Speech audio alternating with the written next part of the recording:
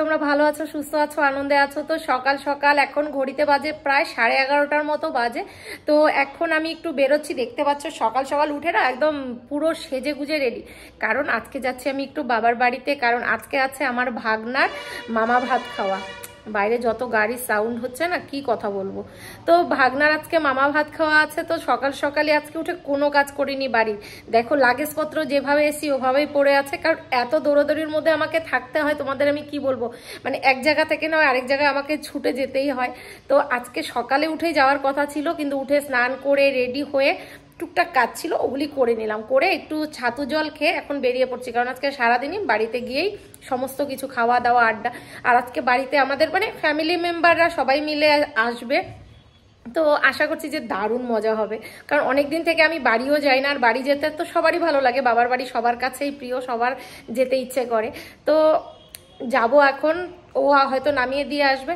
তো চলো আর দেরি করছি না, এখন বেরিয়ে পড়ি। কিচ্ছু নিয়ে যাব না, জাস্ট এই ড্রেসটা পরে নিলাম হালকার মধ্যে, কারণ বাইরে না একটু এখন ভালো গরম পড়েছে দিন টাইমে। তো সোয়েটার একটা নিয়ে নেব, আর ফেরার পথে হয়তো লাগতে পারে, কারণ ফিরতে ফিরতে আমার রাত হয়ে যাবে।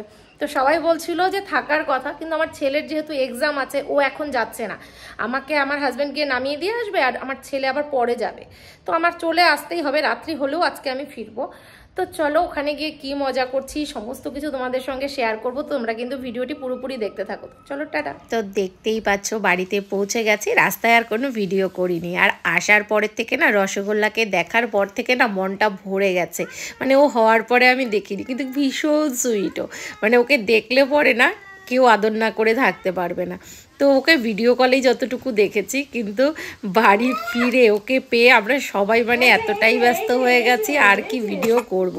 তো মেশোকে দেখে মেশোর সঙ্গে খুব খেলছিল। তো ভাবলাম যে আমি ওর সঙ্গে কিছুটা সময় কাটাই, কারণ ওকে দেখলে আর ওকে কোলে নিয়ে না খচাখচি করলে না একদম ভালো লাগে না। আর ও এত চুপচাপ যে কিচ্ছু বলে না, মেশোর সঙ্গে খেলছিল বসে। কারণ আমার হাজব্যান্ড আবার আমাকে দিয়ে চলে যাবে, তো আমি ভাবলাম আমরা একটু বসে ওর সঙ্গে খেলে নিই। তো দেখতেই পাচ্ছ একদম শান্ত, কোনো ডিস্টার্ব করে না।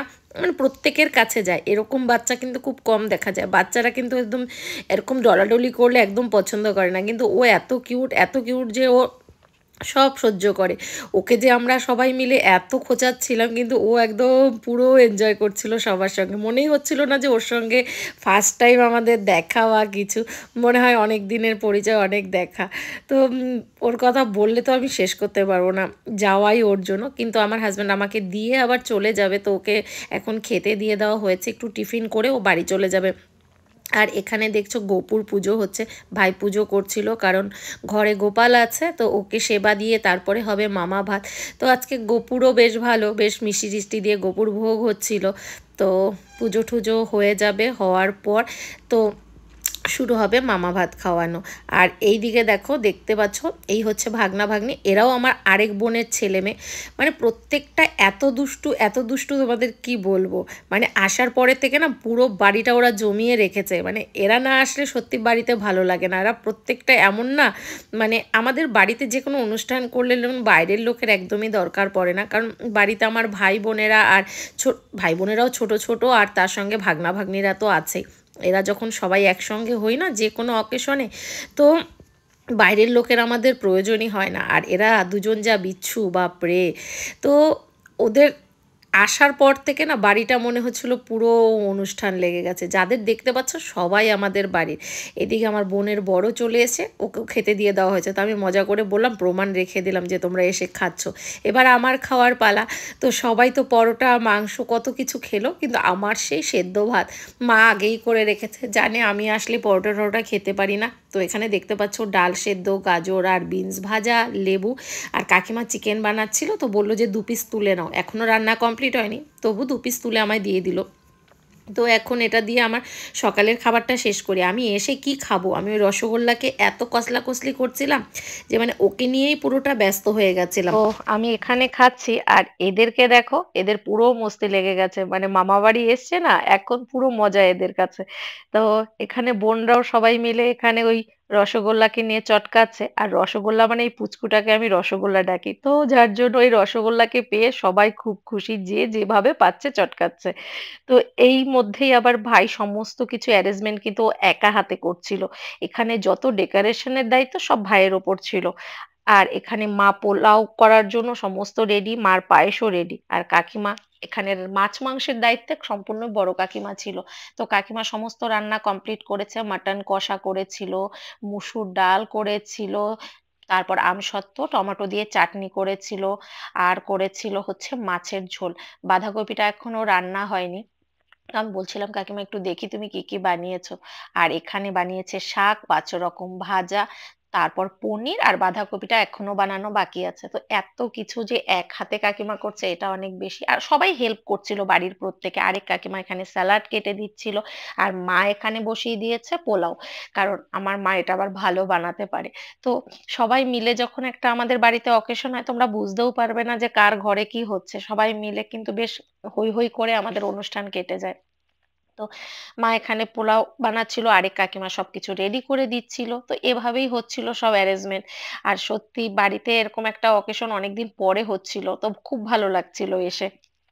তো চলো, তোমাদের সঙ্গে আর বক বক করছি না, তোমাদের সমস্ত কিছু আমি ঘুরিয়ে দেখাচ্ছি।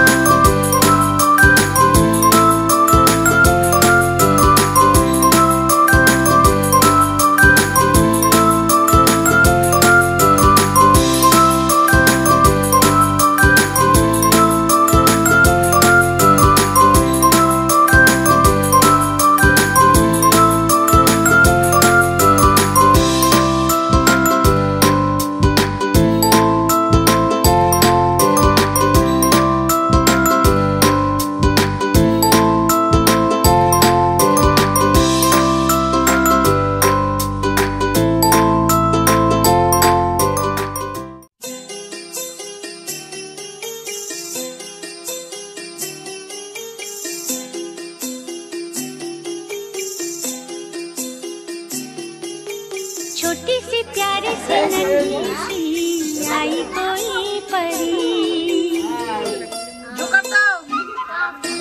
छोटी सी प्यारी सी नन्ही सी आई कोई परी, भोली सी न्यारी सी अच्छी सी आई कोई परी, पालने में से ही झूलती रहे, खुशियों की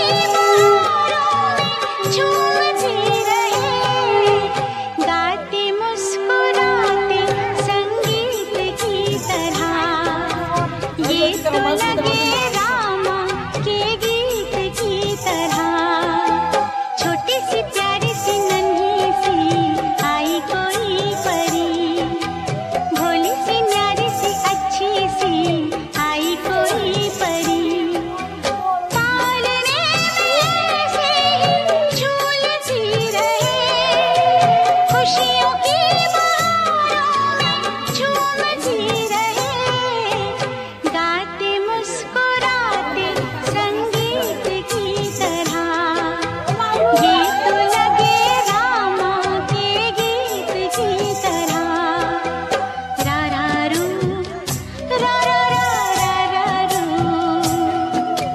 रा रा रू, रा रा रा रू।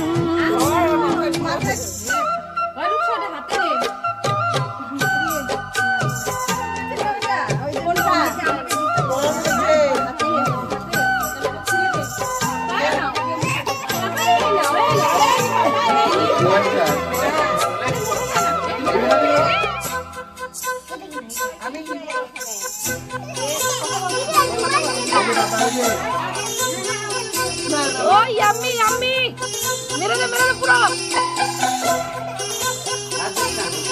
না ভাত দিবে তো এই যে বাবা